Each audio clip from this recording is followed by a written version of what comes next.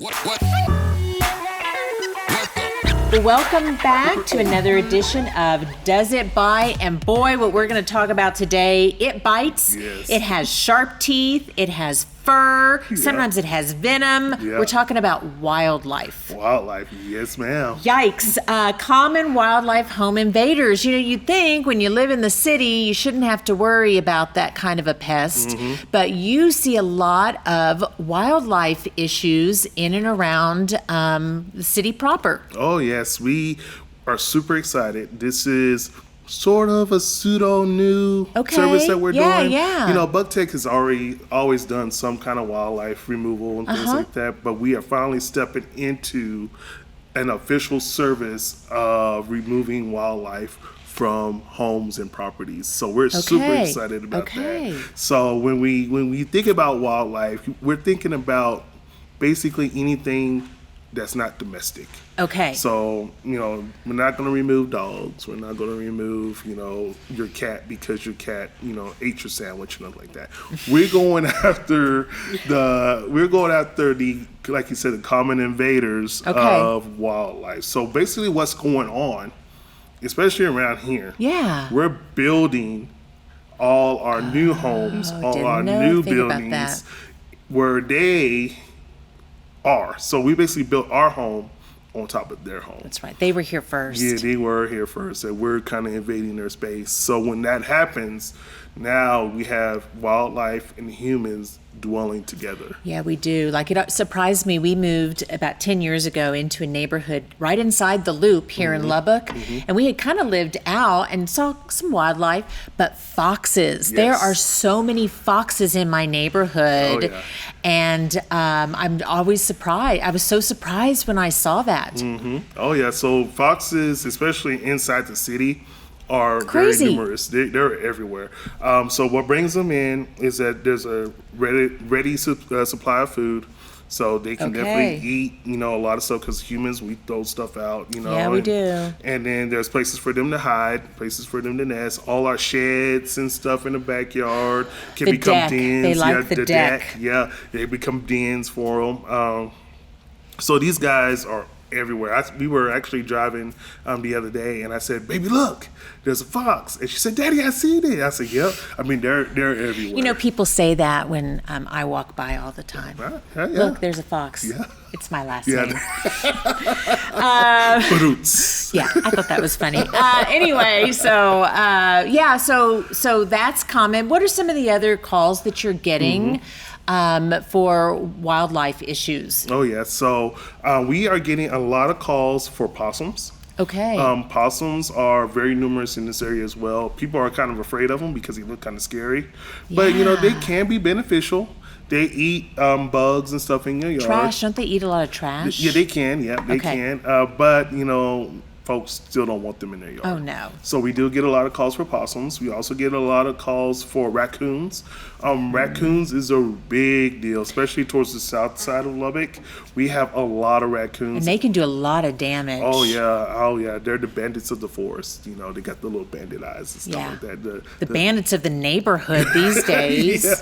They can ransack your garbage, and they can go into your chimneys, and they can like den up in your chimneys and stuff. Because that's a lot of calls that we get. We get a lot of calls where raccoons are in chimneys and with their babies.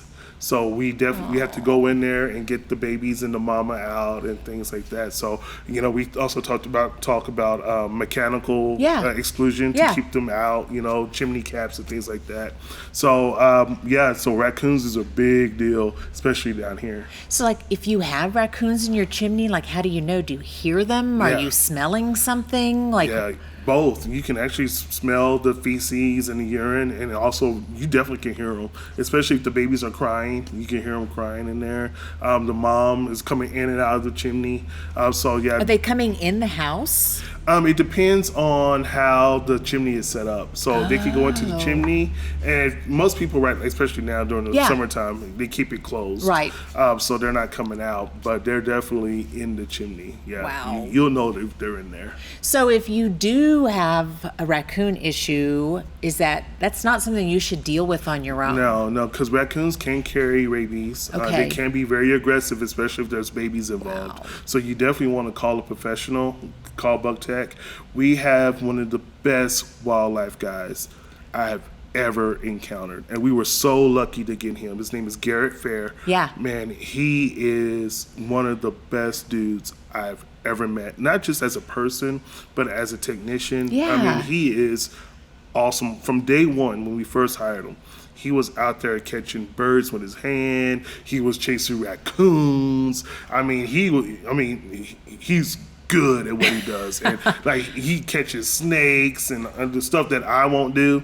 He's definitely good at. So you all, we're now members of the National Wildlife Control Operators Association, better known as NACOA. NACOA. I learned that today. So why is that important for a consumer to know? Yeah, so NACOA really opens the door for us. Okay. And knowledge and partnerships. Okay. And mentorship. Because, Lubbock, we are just now really getting into this whole wildlife thing, especially because we're building out, especially West Texas. And we're seeing so much of it. Yeah, and with NACOA, we can actually reach out to other companies that have dealt with this for a long time. The folks up in Wyoming and Colorado, where wildlife is everywhere, up in the Northeast and things like that. So when we're struggling, trying to figure out what can we do about this certain animal, we can always reach out to NACOA, and NACOA will hook us up with another pest control, our wildlife company that help us out. And also with NACOA, it really opens us up to training. Okay. They have regular trainings all the time, and that's one thing that Bug Tech loves to do.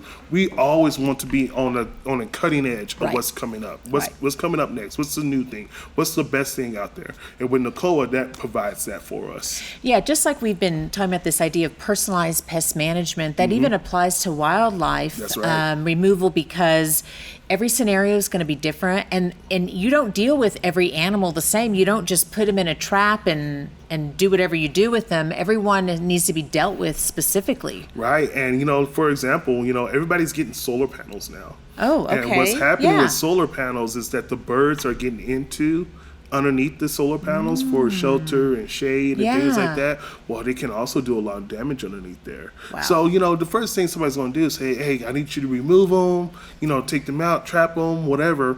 And then we could come in and say, especially Garrett. Garrett will go in and he said, well, no, this right here, we need to exclude. So he will build like a little exclusion around those solar panels to keep the birds out. Okay. So once the birds can get in there, Yeah. you no longer have a bird problem. Right. So that's what, every house is different.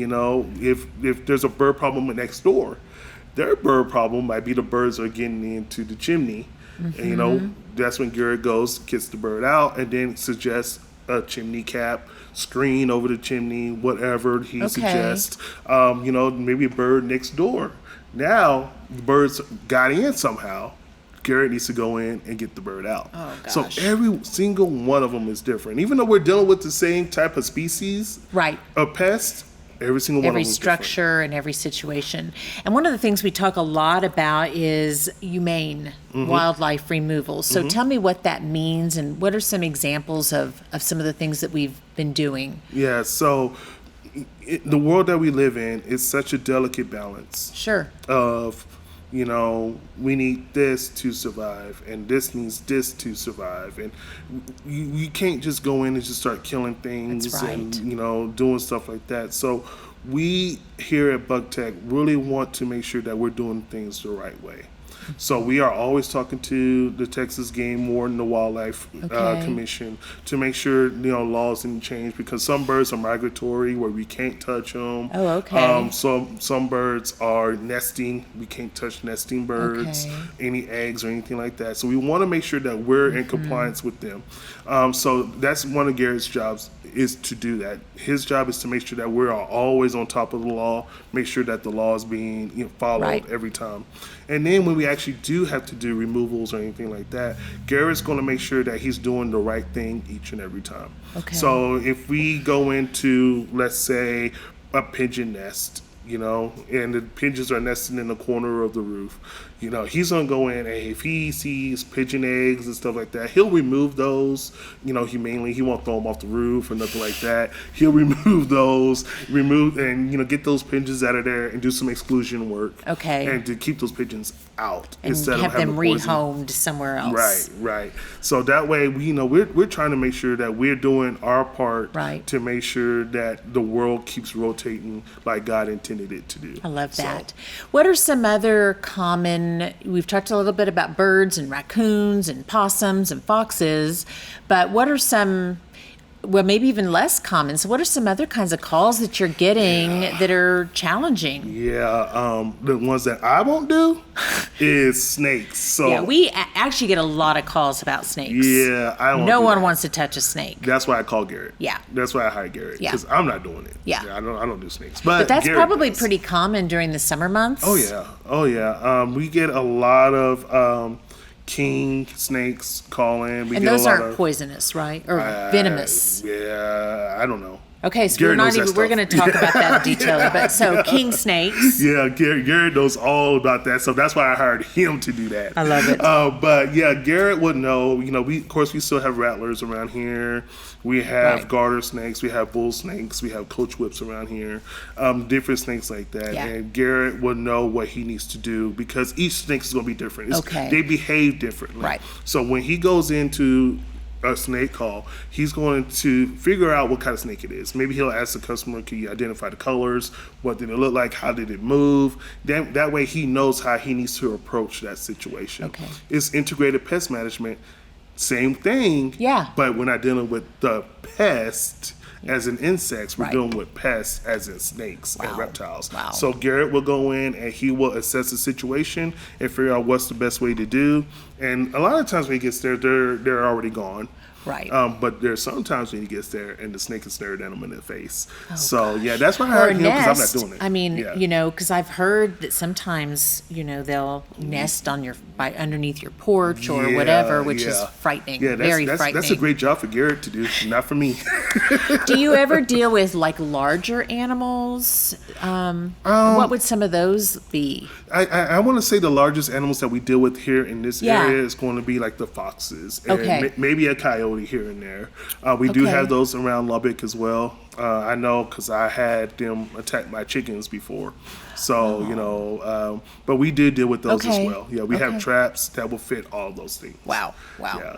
So if you think you have or know you have a wildlife issue in and around your property, it's real important not to deal with it on your own, right? Call us quickly. We Yeah, got that. because sometimes they feel trapped, they can be aggressive, it can yeah. be a very dangerous situation. Oh, yeah. And you guys have the equipment and the skill set to Yes, do what ma'am. needs to be done. And so. Garrett. We have Garrett. We keep him at Garrett.